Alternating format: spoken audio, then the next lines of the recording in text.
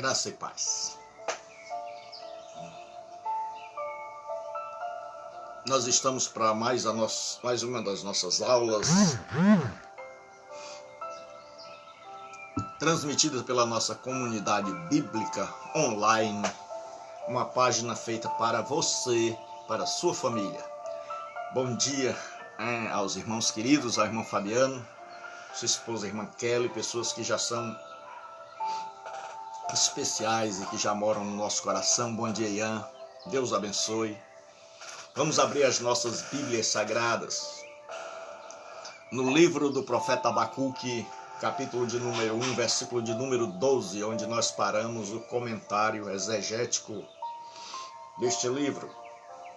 Abacuque, capítulo 1, o Doni está ali, grande Doni, povo que eu tenho aprendido a amar. Nós já temos o irmão Fabiano, sua família. Fabiano é crente, né? O Doni, e nós estamos todos juntos, e nós estamos aqui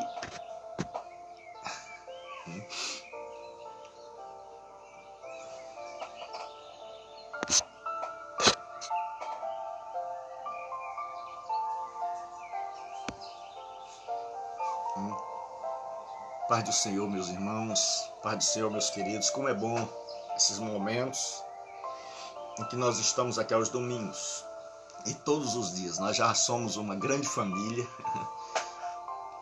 E vamos lá. Capítulo 1 do profeta Abacuque, do verso 12 em diante. Não és tu desde sempre, ó Senhor meu Deus, meu santo? Nós não morreremos, ó Senhor, para juízo o pusestes, e tu, ó rocha, o fundastes para castigar. Tu és tão puro de olhos, que não podes ver o mal, e a vexação não podes contemplar. Porque, pois, olha para os que procedem aleivosamente e te calas, quando o ímpio devora aquele que é mais justo do que ele. Senhor nosso Deus e nosso Pai Celestial, nós entramos em Tua presença nesta hora para pedir que a Tua graça seja sobre a nossa vida. Que o Senhor derrame sobre nós a Tua unção, a Tua bênção, a Tua graça. Que o Senhor seja conosco, nos abençoando, nos ungindo poderosamente. Em nome de Jesus eu te peço, em nome de Jesus eu te oro, e em nome de Jesus eu te agradeço. Nós agora estamos aqui, e nós já vimos que o nome Abacuque quer dizer abraço. Nós já vimos que Abacuque pode significar que ele está abraçando a Deus numa espécie de luta espiritual, como a de Jacó, para que Deus abençoe o seu povo. Outros, como Lutero, interpretavam que ele estava abraçando o povo, lutando com o povo. E nós já vimos que esse pequeno livro, ele foi escrito no período final, entre 605 e 586, no período onde a Babilônia está em ascensão, onde a Babilônia derrotou o Império Assírio e o Império Egípcio. E Abacuque faz a primeira queixa. Esse livro, estruturalmente, a sua organização estrutural é que Abacuque faz uma queixa. Deus diz, palavra do Senhor que veio a Abacuque, mas esse livro é diferente, é ímpar de todos os outros. É que esse livro, onde você esperaria uma pregação, um oráculo, uma profecia, porque diz palavra do Senhor que veio a Abacuque, geralmente, quando diz palavra do Senhor que veio a Jonas, filho de Amitai, aí surge, levanta-te, vai a grande cidade de Nínive. Mas no livro do profeta Abacuque é diferente. Diz palavra que veio ao profeta Abacuque, mas onde se esperaria literariamente que houvesse uma profecia, acontece a queixa de Jonas. Então Jonas começa uma queixa. Abacuque começa a dizer que até quando, Senhor? Eu vou orar, o Senhor não vai ouvir, a violência aumenta, a injustiça nos fóruns e nos tribunais, o justo é cercado pelo ímpio, ou seja, a maldade está prevalecendo.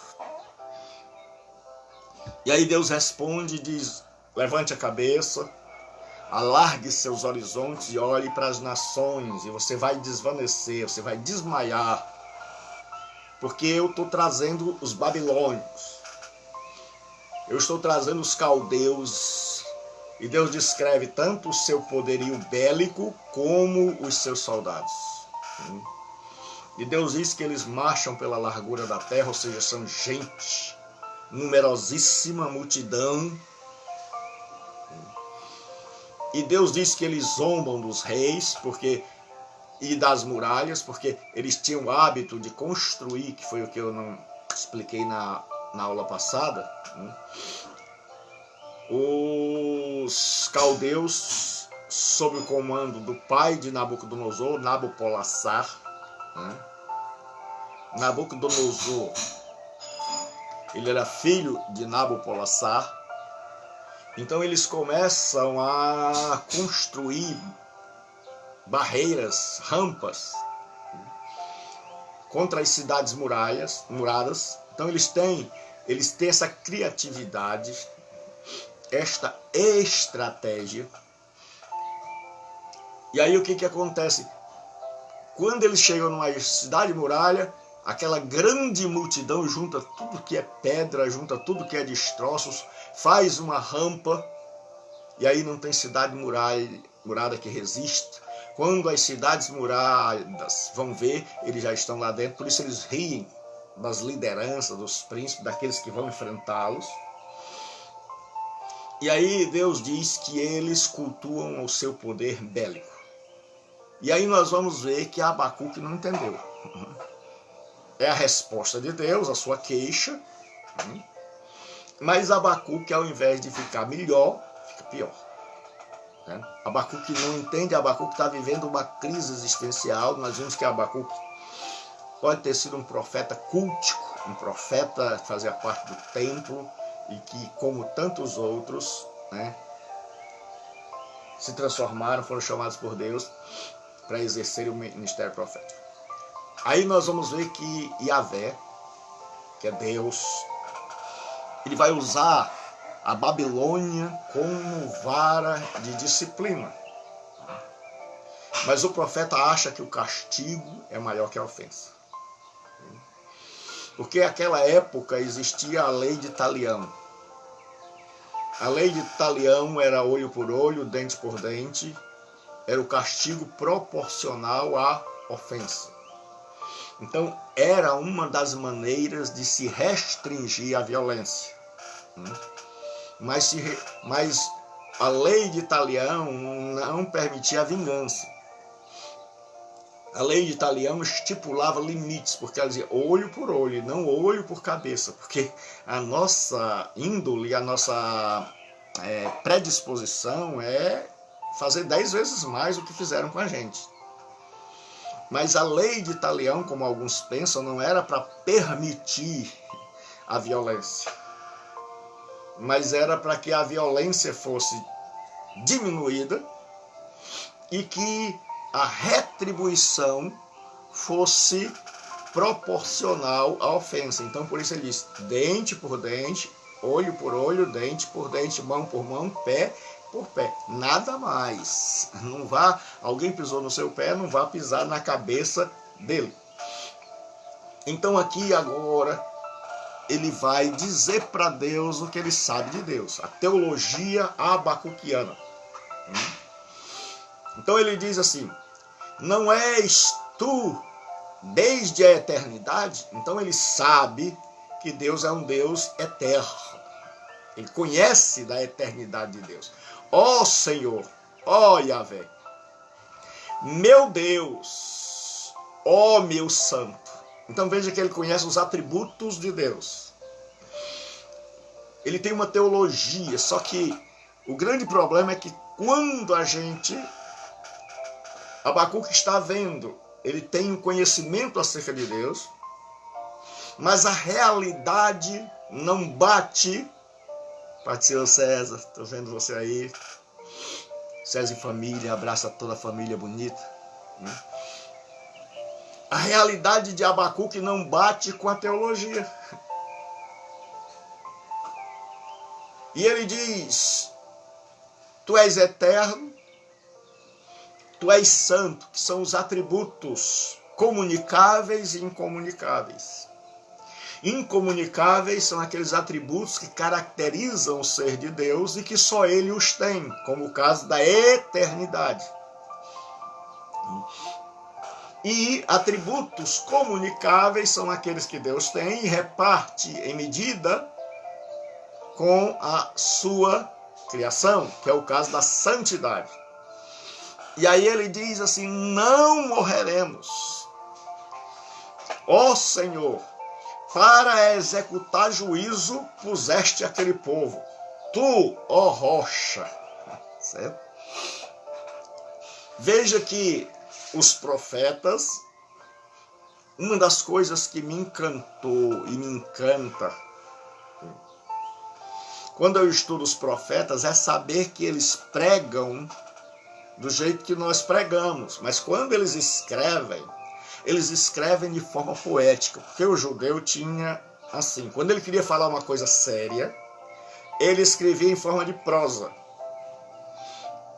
Quando ele queria falar uma coisa muito séria, que devia ser gravada, estudada, decorada, aprendida, ele escrevia em forma de poesia. Então ele diz assim, puseste aquele povo, tu, ó rocha, o fundastes para servir de disciplina. Então agora ele diz que Deus é a rocha onde ele se esconde. Porque naquela época, se você está atrás de uma rocha, se você tem uma rocha na frente, então nenhum dardo, nenhuma seta, nada vai te atingir. Então ele faz uma oração teológica. Veja como a Bíblia nos ensina a orar. Ele diz, tu és desde a eternidade. Tu és o meu santo. O santo. Ele não diz tu és um santo, mas tu és o meu santo. O santo em plenitude. E ele diz, tu és a minha rocha. E ele diz, nós não morreremos. E esse texto ele pode ser traduzido de duas maneiras. Pode ser traduzido como traduz a NVI, tu não morrerás.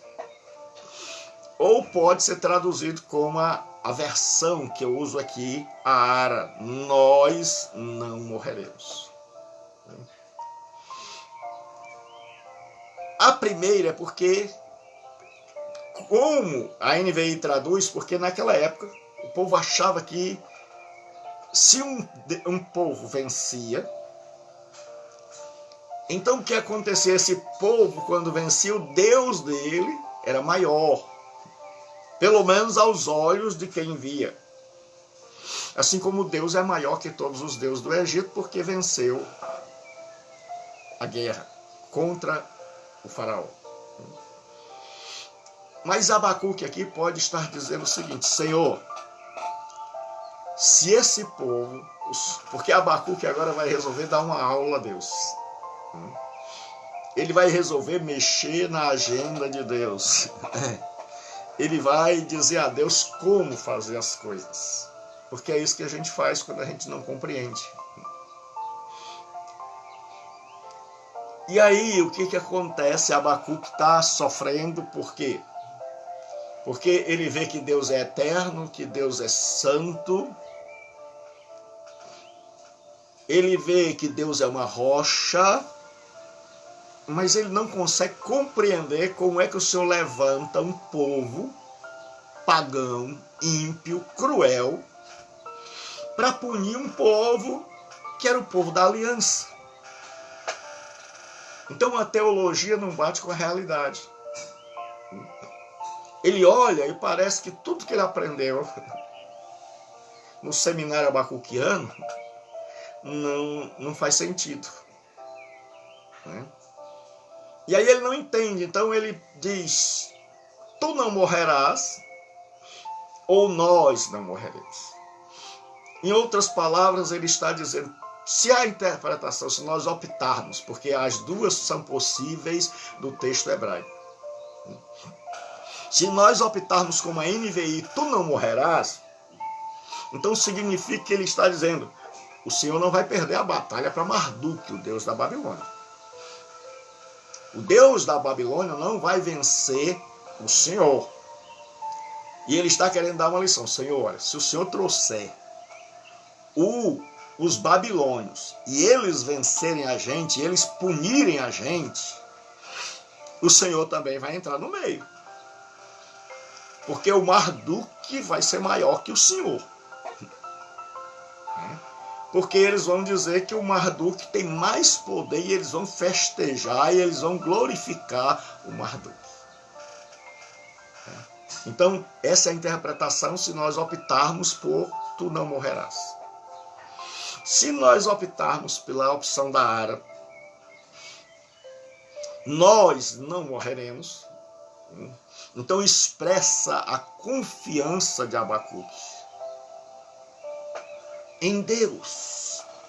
E dizendo, olha Senhor, apesar do Senhor trazer a Babilônia não vai nos destruir. Porque tu não irás permitir a nossa destruição. É por isso que Jesus diz lá na frente que aquela geração não há de passar até que ele venha. E muita gente interpretou de forma equivocada que Jesus viria naquela geração. A palavra traduzida no grego ali por geração é a palavra gênea.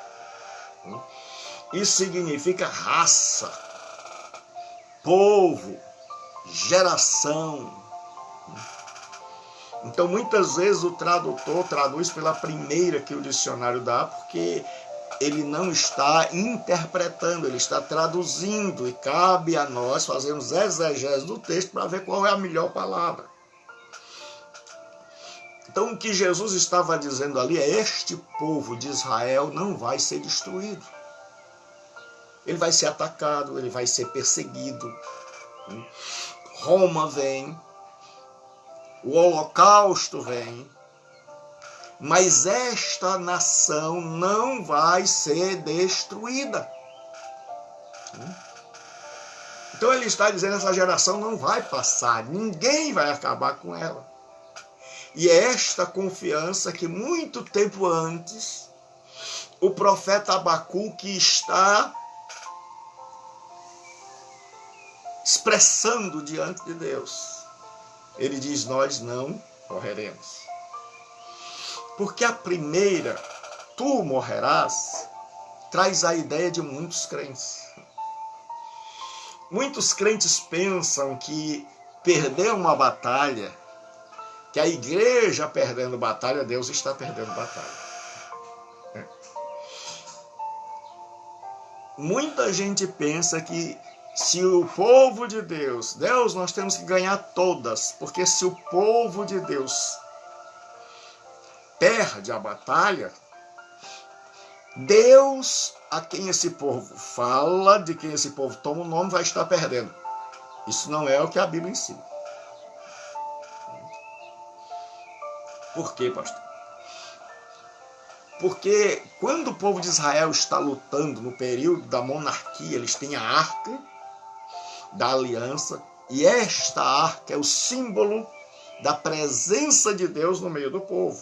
Então, numa batalha contra os filisteus, eles não levam a arca e eles estão perdendo a batalha. E aí, quando eles estão perdendo a batalha, eles lembram de trazerem a arca. E quando eles trazem a arca se coloca diante do povo. A Escritura diz que eles pulam, que eles batem o pé na terra, que parece um terremoto, que a terra treme e que os filisteus temem. Mas mesmo com a arca, aquele povo é derrotado, porque estavam em desobediência, e a arca é levada para a terra dos filisteus e posta no santuário do deus Dagom, do temido deus Dagom dos filisteus, que tinham 5 capitais: Gaza, Ecrom, Ascalon, certo?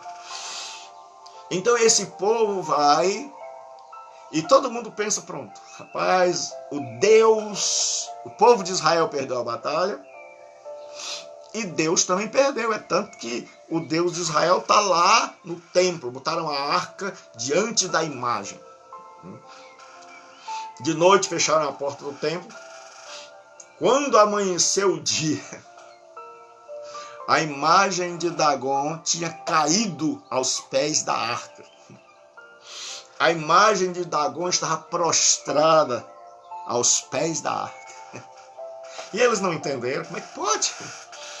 Levantaram o Deus deles, botaram em pé, passou mais um dia. Eles fecharam as portas, olharam por todo canto, não tinha lugar para alguém entrar. E fecharam. Quando foi no outro dia, só estava uma parte da imagem. A cabeça, os braços e as pernas tinham sido cortados. E a imagem estava lá do mesmo jeito aos pés da arca, dizendo: o povo de Israel perdeu. Mas Yahvé não perdeu para Dagom. E aí o povo teve medo da arca, e cada um começou a mandar a arca para as cidades dos filisteus. E onde a arca passava, trazia desgraça. Até que eles devolveram a arca, ainda devolveram com presente. Você pega, leva, porque se o Deus de vocês ficar aqui, vai destruir a gente. Ou seja, moral da história, o povo de Deus perder a batalha não significa que Deus perde. Certo? O povo de Israel perdeu a batalha, mas Deus venceu a Dagom e venceu aos filisteus. Então tire da sua cabeça essa história de que a igreja vai perder, Deus vai se acabar. Não. Tu não morrerás. Então nosso Deus, independente de nós ou não, porque se ele fosse depender de nós, certo? Então Abacuque diz o seguinte: Senhor, nós cremos, nós não morreremos, nós não passaremos. Porque numa dessas lives eu vou falar sobre isso. Derrota do povo de Deus não implica em derrota do Deus do povo. Aguarde. Próximos capítulos. Tchan, tchan, tchan, tchan. Certo? Então ele indica a sua esperança: nós não morreremos. Senhor, eu não estou entendendo nada. Como eu sempre digo, a vida não foi feita para ser crida, para ser entendida, mas para ser crida. A fé do profeta num Deus santo é desafiada pela realidade. Ele agora vê o que, entre aspas, parece injustiça. E aí ele começa a questionar agora. A ficar assim, como muitas vezes nós. Porque são esses desafios que elevam a nossa teologia, que nos fazem pensar e ver o agir de Deus, porque tudo que está na Bíblia nós só vamos entender à medida em que o tempo vai passando. Jesus diz: tenho muito que vos dizer, mas vós não podeis suportar agora. Então o que você não entende hoje, aguarde. Aguarde, porque sua teologia vai aumentar, você vai crescer, seus horizontes vão ser espalhados, ampliados. E agora isso leva Abacuque a indagar mais uma vez por quê. O profeta questiona a tolerância e o silêncio de Deus. Ele não entende agora. E ele diz o seguinte: tu és tão puro de olhos que não podes ver o mal, e a opressão não podes contemplar. Aí ele vai questionar por quê? Aquele porquê separado, que é quando você vai fazer uma pergunta. Por que te calas quando o perverso devora aquele que é mais justo que ele? É isso que Abacuque agora não estava entendendo. Ele diz: Senhor, na minha teologia eu aprendi que tu és puro de olhos, que não pode ver o mal, que o Senhor não aguenta a opressão. Certo, aprendi. Como diz a minha neta Sarinha, confere. E aí o que acontece? Ele diz: confere. É como se ele dissesse: eu fiz a prova. Será que eu acertei? E aí ele diz: mas quando eu olho para a realidade eu vejo aí, porque primeiro a Babilônia sujeitou e deixou reis lá na terra, e o último foi Zedequias. E a Abacuque está vivendo esse momento, mas até que em 586, a Babilônia vem e arrasa tudo. Então o que acontece? Ele diz assim: por que, se tu és tão puro de olhos, se tu não pode ver a opressão, por que toleras os que procedem perfidamente? E te calas quando o perverso devora aquele que é mais justo que ele. Então Abacuque diz: olha, a realidade não bate com a minha teologia. Eu estou vendo aí o ímpio devorando o justo. Eu estou vendo o Senhor calado enquanto os caldeus vêm. O Senhor tolera os que procedem perfidamente, traiçoeiramente, falsamente. E ele diz: o Senhor se cala. O Senhor parece que não está fazendo nada. Enquanto o perverso devora aquele que é mais justo que ele. Veja que Abacuque não era muito evangélico. Ele não é aquele tipo de crente que diz assim: Senhor nosso Deus e Pai, contigo é vencer ou vencer. Tu és de eternidade a eternidade, supremo arquiteto do universo. Aí já é maçom.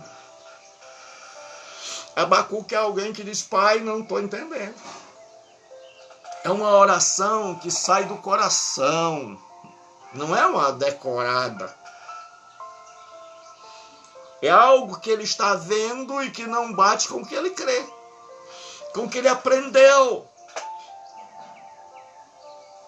Que Deus não tolera a opressão, que Deus não suporta quando o justo é vencido pelo ímpio. E nos dias de Abacuque parece que o que está acontecendo é o contrário do que ensina a teologia dele. Parece que esse Deus que não tolera está tolerando. Parece que esse Deus que não permite que o ímpio devore o justo está permitindo. Então há momentos em que as nossas crenças elas são profundamente abaladas pelas circunstâncias. E o que fazer quando as circunstâncias parecem ser diferentes daquilo que a gente aprendeu, daquilo que se revela na Escritura, daquilo que nós temos como nossa teologia? Existem algumas posturas. Alguns se rebelam, Alguns, por não entenderem, se tornam ateus. Outros vão para a teologia liberal para buscar uma explicação de que aquele texto não é um texto da Bíblia, é uma lenda. E outros preferem dizer, rapaz, mesmo que eu não entenda o que está acontecendo agora, mesmo que pareça haver uma discrepância entre o que Deus diz e a realidade que eu vejo, eu vou continuar crendo.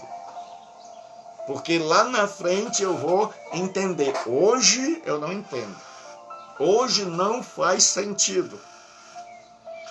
Hoje parece que Deus está agindo de forma contrária ao seu caráter, a Ele. Mas lá na frente eu vou entender. Então Abacuque é desse tipo. Ele prefere ficar agora, certo? Na expectativa do que Deus vai fazer. Então, olha o que ele diz. A aparente passividade de Yahvé é a causa do caos no mundo, para Abacuque. Por que fazes os homens como os peixes do mar, como os répteis, que não tem quem os governe? Na oração de Abacuque, ele diz, Senhor, eu olho para o mundo e não há diferença entre os homens e os peixes e entre os homens e os animais. Parece que não há um governo acima, parece que há a lei do mais forte. Que o tubarão vem e come os peixes menores. Que no mundo animal também é assim, o leão vem e devora os peixes menores. Então ele diz, não tem um governo. O mundo dos animais e o mundo dos peixes não tem um governo. Ele está dizendo, o nosso mundo, o Senhor está quieto, o Senhor que é o governante universal, o Senhor que é o juiz de toda a terra está quieto. Então, por isso, o tubarão, o leão, está devorando o menor. E aí ele continua. Então ele diz assim, olha, nós somos como os peixes, ou como os bichos, que não tem um governante. Então ele está abrindo o coração para Deus, ele está se rasgando diante de Deus. E isso é terapêutico. É quando você joga para fora, é quando você verbaliza sua dor. Deus não fica com raiva da gente, por isso que se diz que ele não era muito evangélico, porque nós evangélicos criamos a maneira de dizer assim, não, eu tenho medo de ofender a Deus se eu contar o que eu sinto, então eu prefiro sentir, mas não contar, como se Deus não soubesse. Como se Deus não soubesse que Abacuque pensava assim. Então Abacuque chega para Deus e abre o coração. Porque nossa relação com Deus é assim, é do menor para o maior, é dizer, Deus, não estou entendendo, pai. Pai, não dá para entender isso aqui. Estou olhando e parece que não tem governo, que o Senhor não governa mais. Cadê o Senhor? E aí ele vai usar duas metáforas. A metáfora do anzol e a metáfora da rede. Que refletem as conquistas da Babilônia. Ele está sabendo, Deus olha para as nações. Ele diz, a todos levanta o inimigo com um anzol, pesca-os de arrastão e os ajunta na sua rede varredora. Por isso se alegra e se regozija. Outro grande problema de Abacuque é que ele está vendo as conquistas, está vendo a alegria do lado de lá e a tristeza do lado de cá. E isso está incomodando, que foi um problema que atravessou as gerações, que é o problema chamado da prosperidade dos ímpios.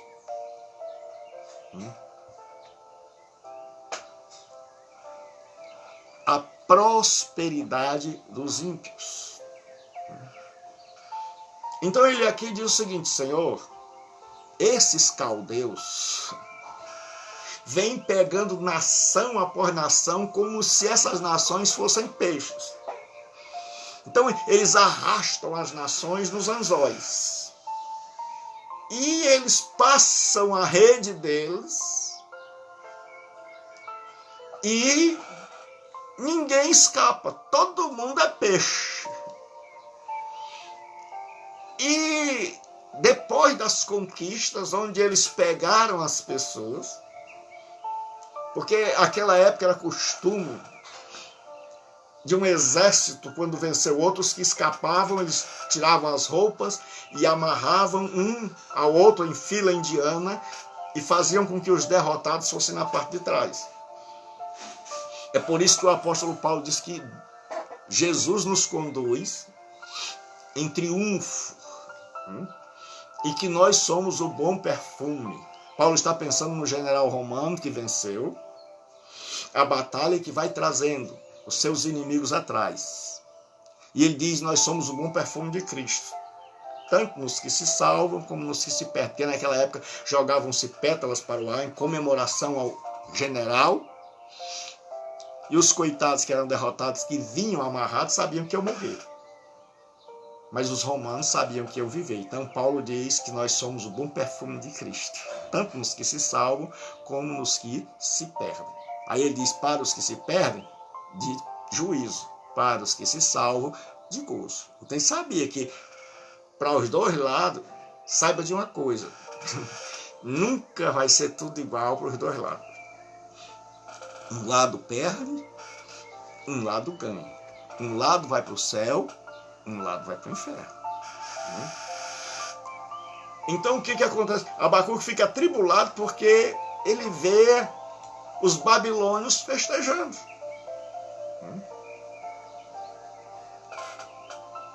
Então, naquela época, eles faziam desenho de cativos vencidos e presos em redes. É como se a pessoa tivesse,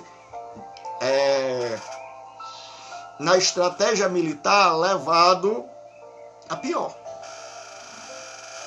A estratégia do inimigo foi maior e prendeu. E havia duas maneiras de se prender em redes. Tanto a rede varredora, que é a rede usada aqui por Abacuque, como a rede que se escondia de noite, que até hoje é usada para pegar pássaros. No Oriente era muito comum, por isso é que no Novo Testamento vai dizer assim, não se deixe enredar.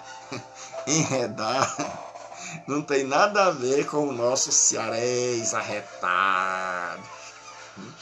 Enredar não é aquele menino que diz, mãe, Não. Enredar é cair na rede. Certo? Por isso é que Paulo vai dizer, não vos deixem enredar. Ou seja, não caiam na rede. E essa rede vai ser usada de forma metafórica. Então, no Antigo Oriente, eles armavam uma rede à noite e os pássaros, quando vinham voando, ficavam presos naquela rede. Então, quando amanhecia o dia, tinha um monte de pássaro preso. Ou eles usavam a rede como metáfora da pesca. Para dizer que há uma rede, Jesus vai dizer que o reino de Deus é semelhante a uma rede que apanha todo tipo de peixe. E é esse que Abacuque tem em mente, é esse tipo de rede. É uma rede que vem pegando tudo, que essa rede é o poderio babilônico, é o império babilônico, que vem fazendo um arrastão e que ninguém pode escapar. E Abacuque está profundamente triste. A espiritualidade de Abacuque foi lá embaixo. Abacuque está sem entender nada. E aí o que acontece? Agora, ele vai esperar em Deus. E aí cultuam o seu poder bélico, porque dele vem a sua prosperidade. Ele diz, por isso, o Senhor não está agindo como governante do universo. Eles estão passando a rede e o anzol. E naquela época era costume a pessoa pegar os cativos e muitas vezes amarrar pelo lábio, furar o lábio, enfiar uma corda, e como nós dizemos aqui no Ceará, os beiços. Então aqueles mesmos lábios que eram lábios insolentes, eram lábios que iam ser igual a peixe, né? Amarrado e levado. Então os profetas da Bíblia usavam coisas que o povo entendia. O que era anzol, o que era uma rede, como é que os peixes eram levados para casa. Então Abacuque diz o seguinte: Deus, eles estão vencendo, estão todos felizes, e nós aqui, porque tem hora que nos dá um saudosismo. A gente chega e diz assim: Senhor, está todo mundo festejando, celebrando, e nós estamos aqui na pior. E aí ele diz assim: por isso, oferece sacrifício à sua rede, queima incenso à sua varredora, porque por elas enriqueceu a sua porção e tem gordura a sua comida. Indica que eles adoravam sua força e seu poder, e queimavam incenso ao seu arrastão. Sugere que eles viviam no luxo, regozijando-se em autoadoração, fazendo da força o seu Deus. Então os babilônios diziam o seguinte: rapaz, nós estamos ganhando. O time que está ganhando não se mexe. E eles diziam: ninguém pode nos resistir. E aí eles estão se sentindo os tais. E eles estão hiper, super, mega felizes. E a felicidade dos babilônios incomoda Abacuque. E um dos grandes problemas nossos é que muitas vezes a gente tem inveja da felicidade do ímpio. Quantos cristãos que não têm inveja e dizem assim: Senhor, deixei de ir para farra, deixei de beber, deixei de dançar. E agora, Senhor, estou aqui triste, estou aqui infeliz.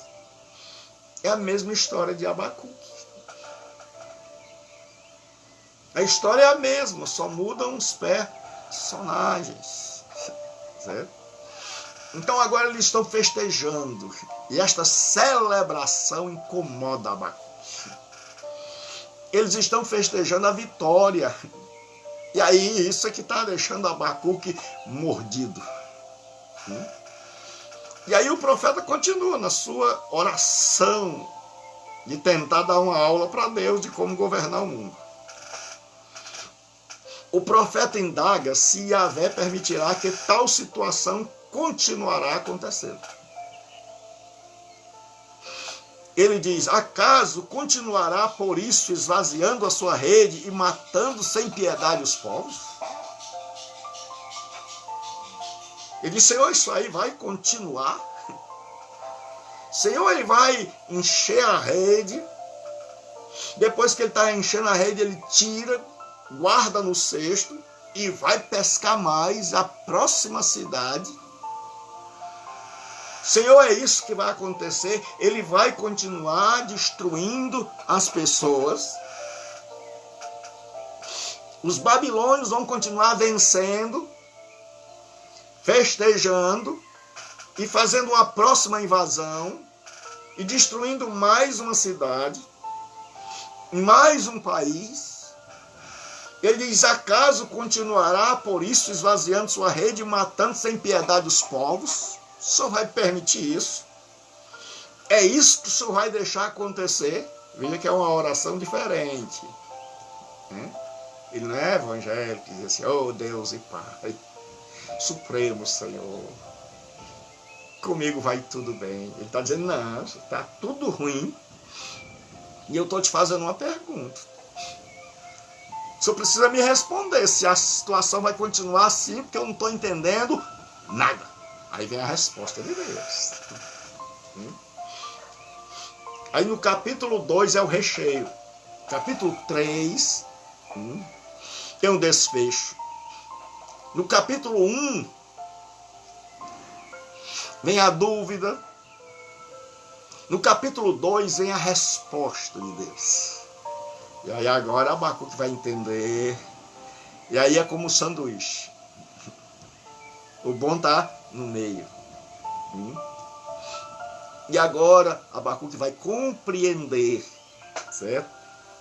O 2, do 1 ao 20. O profeta fez toda a oração e agora ele vai esperar uma resposta. Ele orou. Ele contou para Deus o que o angustiava, o que inquietava o seu coração. E agora ele vai esperar de Deus uma resposta.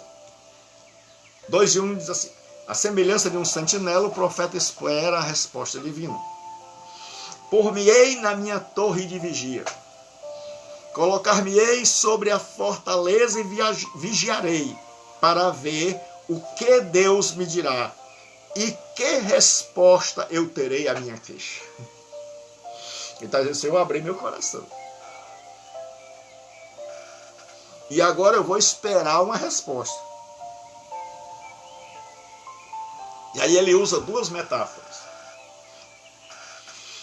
Naquela época, quando você plantava, você fazia uma plantação, você tinha que ter alguns cuidados.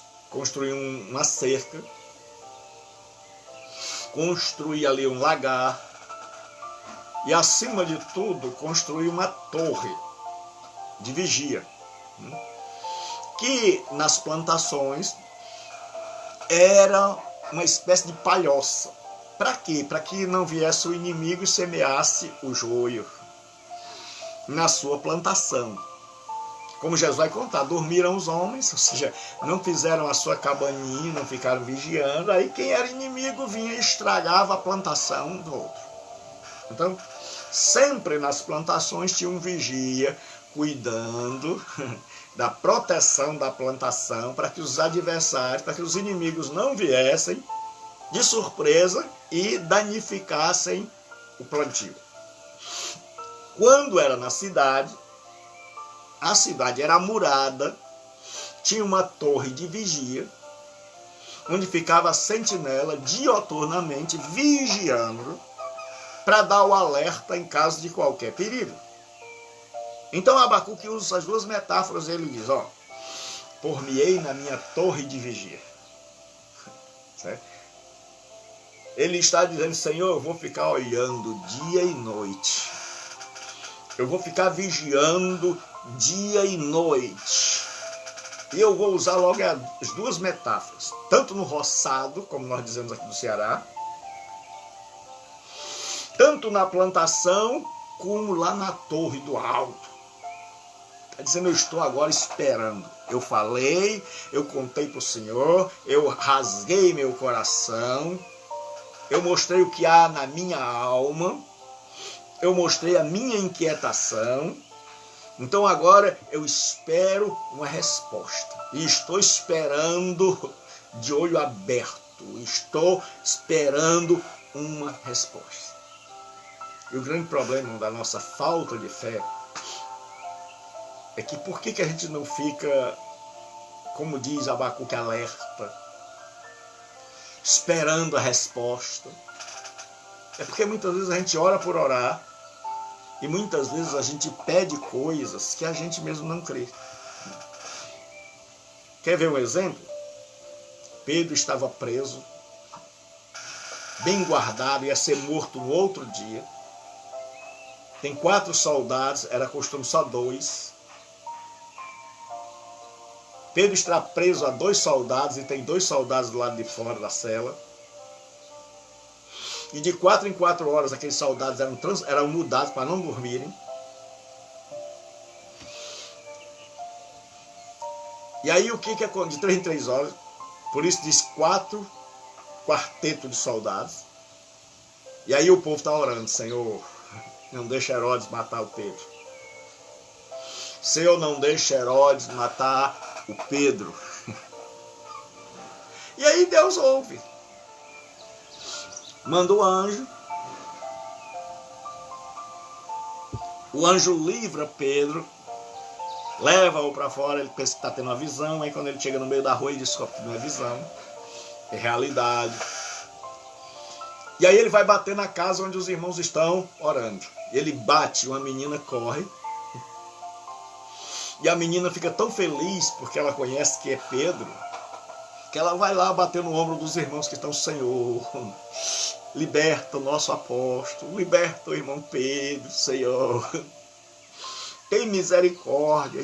E a menina diz: olha, ele está aí. Quem? Deixa eu terminar de orar. Pedro está preso. Ela diz: não, Pedro está lá fora batendo. Ele diz: não, é o seu anjo. Porque naquela época eles acreditavam que cada ser humano, era uma crença corrente entre os judeus, cada ser humano tinha uma cópia de si, bem parecido, que era o anjo que estava no céu, e que esse anjo muitas vezes vinha estar ali quando a pessoa morria. Era uma espécie de cópia, de xerox. E cada pessoa tinha, eles acreditavam que cada pessoa tinha uma cópia exata no céu. E quando ele morria, essa cópia vinha. Então, quando a menina disse: Pedro está lá fora, ele disse: ele já morreu. Isso era seu anjo. Ele acabou de morrer e já está partindo. É como na linguagem nossa a gente diz assim: rapaz, é só o espírito. Já morreu e está subindo. Já está subindo. Então veja, estão orando para Deus libertar, mas não acreditam. Aí Pedro continua batendo. E aí vão lá, abrem a porta, que vão ver. Então Deus é tão bom que Ele atende a oração, mesmo quando nós não acreditamos na resposta. E veja que Deus tem seus caminhos. Livrou a Pedro, mas não livrou a Tiago. Porque o que a gente diz na teologia é: deixe Deus ser Deus.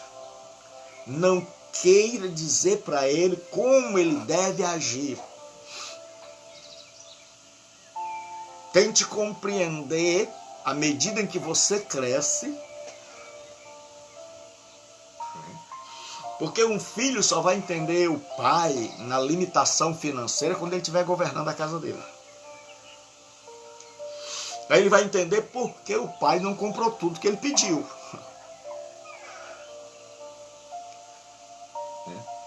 E nós só vamos compreender a Deus à medida que a gente amadurecer. E a teologia tem esse poder. De o que você não entende hoje, você entender amanhã. De você ir percebendo que nem todos os homens do Antigo Testamento, que eles tinham compreensão imediata dos atos de Deus, mas que a sua teologia vai crescendo. E é por isso que a gente diz que a teologia é uma revelação progressiva. Deus se revela na Bíblia como se fosse um grande teatro, e por trás do teatro tivesse um monte de coisa, e a cortina vai se abrindo devagarinho. E à medida que a cortina vai se abrindo, você vai vendo montes, rios, lagos, cidades, pessoas. Então, desde o Gênesis até o Apocalipse, a cortina está se abrindo. Deus está se revelando. É a palavra apocalipsis, que quer dizer tirar o véu. Ou seja, abrir a cortina. Então não espere entender tudo agora. Não espere que Deus caiba na minha teologia e na sua. E não se desespere. Deixe Deus ser Deus. Deixe Ele fazer do jeito dele. Certo? Não cabe a nós questionar, mesmo que muitas vezes sejamos como Abacuque. A gente está vendo aí a coisa diferente. Porque se você olhar para o nosso mundo, para a nossa sociedade, você vai ver que o bicho está pegando.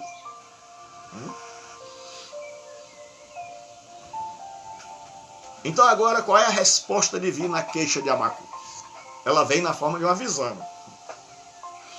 E eu tenho para mim que na estrutura do livro, quando começou essa teologia gilbertiana, que essa era a visão que Deus deu a Abacuque. Mas para que a gente compreendesse, Abacuque coloca primeiro sua queixa, seu diálogo com Deus e deixa essa visão para colocar no meio, numa organização literária, ensinando para nós que Deus nos dá uma revelação, mas que nós temos o direito e a permissão divina para organizar esse sermão. E é por isso que quando eu vou ensinar homilética, que é a arte de preparar sermão, eu digo que você pode organizar numa forma cronológica, primeiro, segundo, terceiro, ou numa ordem lógica. Então agora qual é a resposta? Vem no capítulo 2. Então tem o capítulo da queixa, o capítulo da incompreensão, o capítulo da revelação e o capítulo da exultação. É o salmo de Abacuque. Aí Abacuque entendeu, agora está feliz. A resposta divina. O Senhor me respondeu e disse: escreve a visão. Deus está dizendo a Abacuque, o negócio é sério. Tem que ser preservado. O que eu vou te dizer agora, a revelação que eu vou trazer, é algo que você deve escrever. É algo que deve ser preservado para a posteridade. Então não é algo que você deve perder, não é algo que você deve esquecer. É algo que você deve escrever sobre tábuas. E aí vem logo a lembrança das tábuas da lei. Então Abacuque sabe, rapaz, a coisa é séria. E existem duas maneiras. Ou ele estava escrevendo em tábuas de barro, que era comum naquela época, onde se escrevia e botava no sol para secar, ou em tábuas de pedra, ou em tábuas de madeira. Mas Deus diz assim, escreve a visão e grava sobre tábuas. É igual a lei, Abacuque. Abacuque, você sabe de lei, você sabe que a lei foi dada em 2 tábuas. Para que a possa ler até quem passa correndo. Alguns brincando dizem que Abacuque foi o inventor do outdoor. Essas placas que nós temos no meio da rua, enorme. E não tem quem não veja. Você vai passando no carro. Outra tradução diz assim, para que possa entender quem passa. E outra tradução diz assim, para quem passa, leia, corra com ela. Ou seja, vá avisar para todo mundo. Então, todas essas traduções são possíveis. Então, Deus diz, olha, grave de forma legível, porque a coisa é séria. A escolha do suporte se devia à sua durabilidade, o que era imprescindível devido à possível demora do cumprimento. Então, Deus está dizendo, olha, Abacuque, o que eu vou te dizer agora pode demorar a se cumprir. Porque Deus não tem um tempo determinado para cada coisa. A história vai tendo vários pontos finais, indicando que alguns períodos estão se findando. Até que tem um ponto final. Porque nas histórias das outras religiões é uma história cíclica, onde não tem fim. Começa, termina, começa de novo. No judaísmo e no cristianismo, a história é linear. Ela tem começo, meio e fim. E ela tem fins. Deus acaba um período, começa outro. Então, muitas vezes, o dia do Senhor não é o juízo final, é o fim de um período. É um fim da Babilônia, é um fim do Egito, é um fim da Grécia, é um fim do poderio romano. É um fim da vida em liberdade de Israel, até que tenha o fim final, o ponto final. Então Deus diz, escreve, porque escrevem coisas duradouras, possivelmente em tábuas de pedra. Ele diz porque pode ser que a resposta que você pediu não venha logo. Aí diz assim, a resposta divina cumprir-se-á no tempo determinado por Yahvé. Aí ele fala a conjunção explicativa. Os profetas gostam dessa conjunção. Quando a gente estiver estudando hebraico, você vai ver a conjunção que. Porque a visão ainda está para cumprir-se no tempo determinado. Deus está dizendo a Abacuque, eu sou Deus. Você ora e eu respondo. Mas quem decide sou eu. Não é você que decide, não é a sua impaciência. Sou eu que decido. Ele diz, mas se apressa para o fim e não falhará. Deus diz, olha, vai se cumprir no tempo determinado. Esse tempo determinado vai chegar e não falhará. Ele diz, mas se tardar, espera-o. Ele está dizendo a Abacuque, olha, eu vou dar um fim à Babilônia. Abacuque começa a ficar alegre. Ele diz isso, tem um tempo determinado. Não é segundo Abacuque, é segundo Yahvé. E aí ele diz agora, se tardar na tua ótica, porque eu entendo os seres humanos, esperam. Não desanimar. Abacuque agora está, opa, aleluia, glória a Deus. Abacuque agora está ficando crente. Aí ele diz, porque certamente virá, não tardará. Aí Abacuque agora fica mais feliz. Porque justamente alguns anos depois, pouco tempo depois, a Pérsia invade a Babilônia e a arrasa. E a arrasa. E justamente quando eles, a história diz quando eles estão comemorando. Eles estão tão poderosos, e há um rio que passa por baixo da cidade, segundo os historiadores, tão confiante no seu poder bélico, que eles não sabiam que os medos e os persas se uniram, desviaram o rio bem longe e entraram na cidade por baixo do rio. E dizem os historiadores que não houve nem luta. Que os babilônios foram dizimados, estando todos embriagados. Eles estavam tão na farra que eles nem perceberam quando o fim veio. Então Deus diz assim, se tardar, espera-o, porque certamente virá e não tardará. Então Deus agora dá uma resposta a Abacuque. E aí ele diz assim, o profeta deve conter sua impaciência e esperar que Deus atue da sua própria maneira no devido tempo. Ele diz, por isso, aí agora, o profeta indaga se Yahvé permitirá. Aí Deus vai falar agora. Desculpa porque eu tinha repetido aqui 2 vezes na hora de copiar o texto. Saiu 2 vezes. O contraste entre o soberbo e o justo. Olha o que Deus diz. Este é o versículo mais importante do livro de Abacuque. É o versículo que vai mudar toda a teologia, que vai servir de base para a teologia da soteriologia, da salvação. No Novo Testamento ele diz assim, eis o soberbo. Quem é o soberbo aqui? O Babilônio. Sua alma não é reta nele. Ah, agora eu estou entendendo. Agora eu estou entendendo. Os babilônios foram usados pelo Senhor, mas extrapolaram. Eles não são retos, eles não estão vencendo porque são bons. Aí ele diz, mas o justo, Hatzadik, Yehie, Emuná.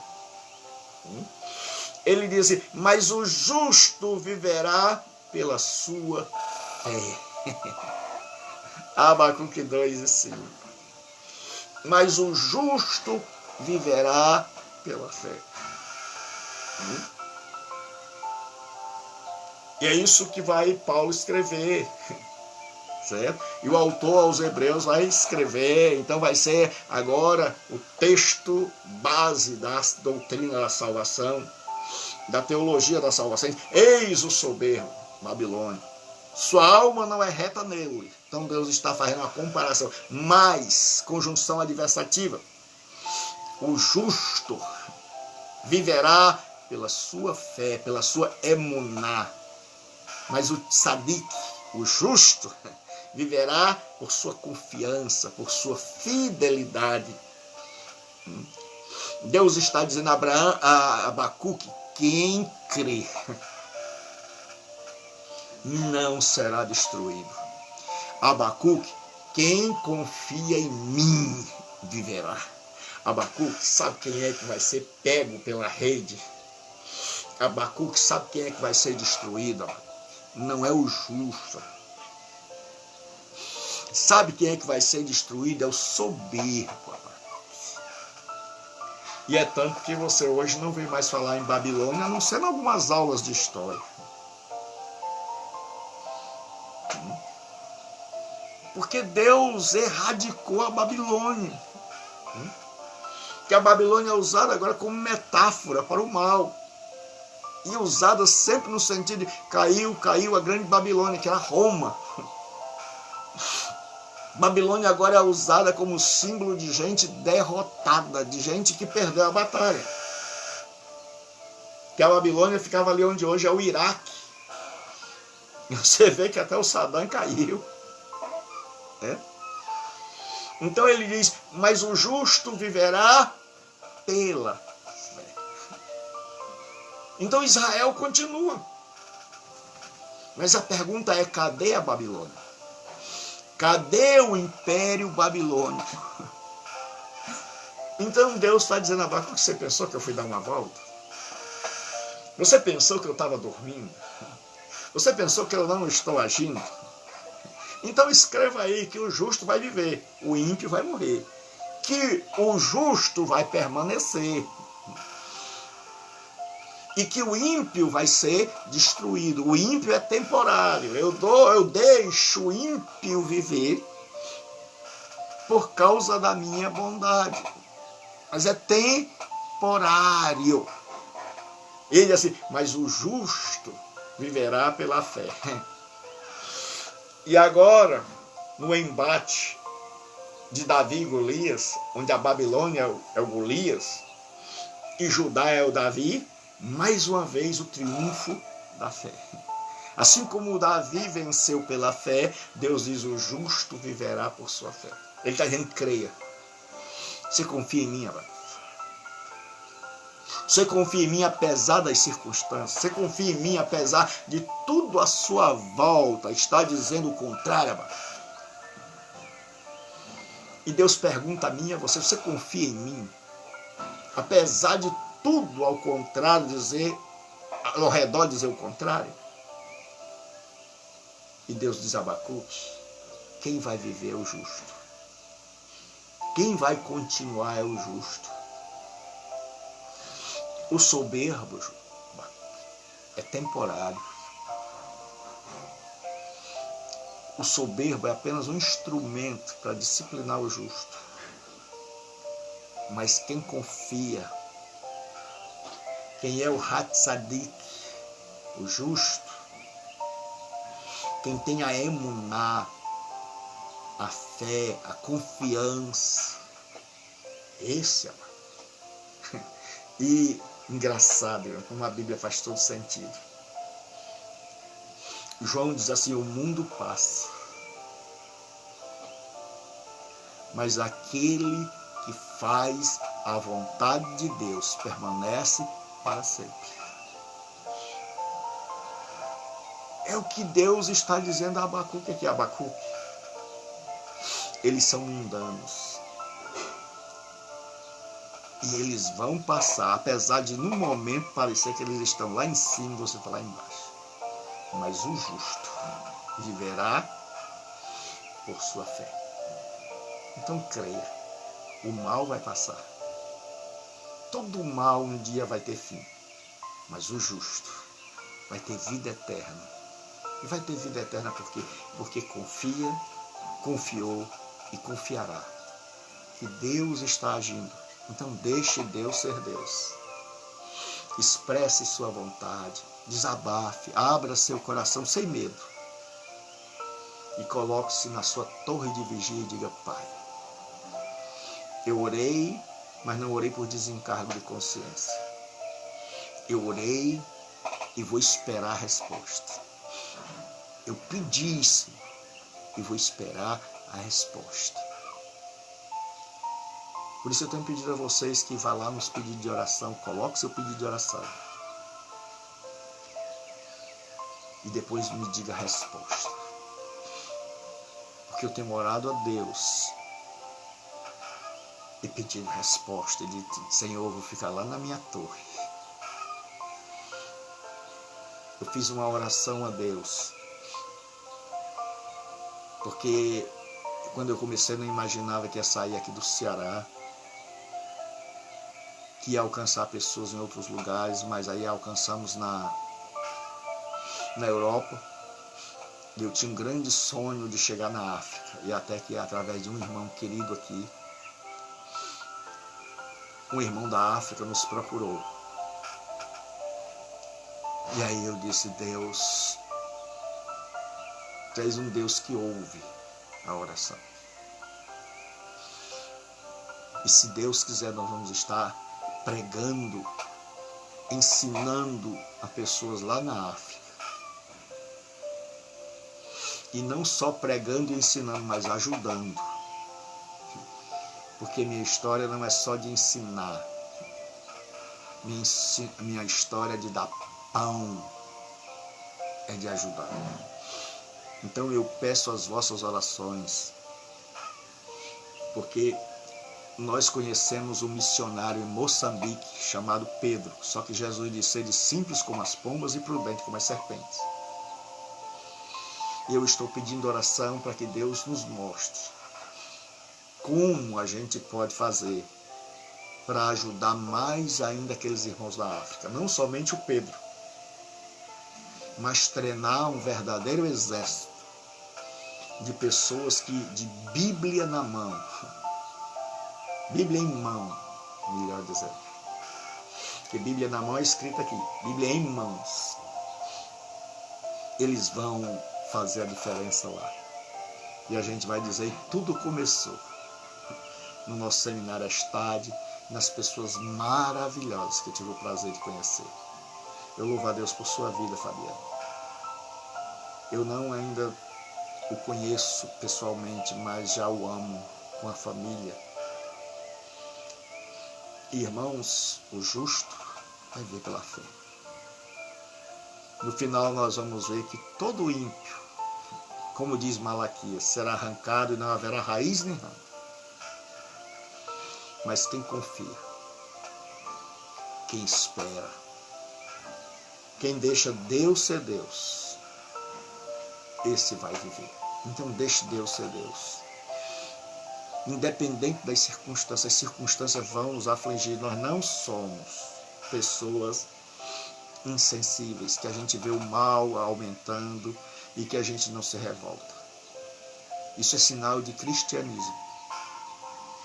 Quando você olha e diz: Senhor, o mundo está tomado pelos violentos, o mundo está tomado pelos políticos corruptos, Senhor, o mundo está tomado por grandes interesses financeiros, pela mídia que é dita. E aí Deus olha para nós e diz: olha, a alma deles não é reta. E Ele diz: mas o justo viverá por sua confiança, por sua fidelidade, por sua fé. Então, confiemos em Deus e toquemos o barco.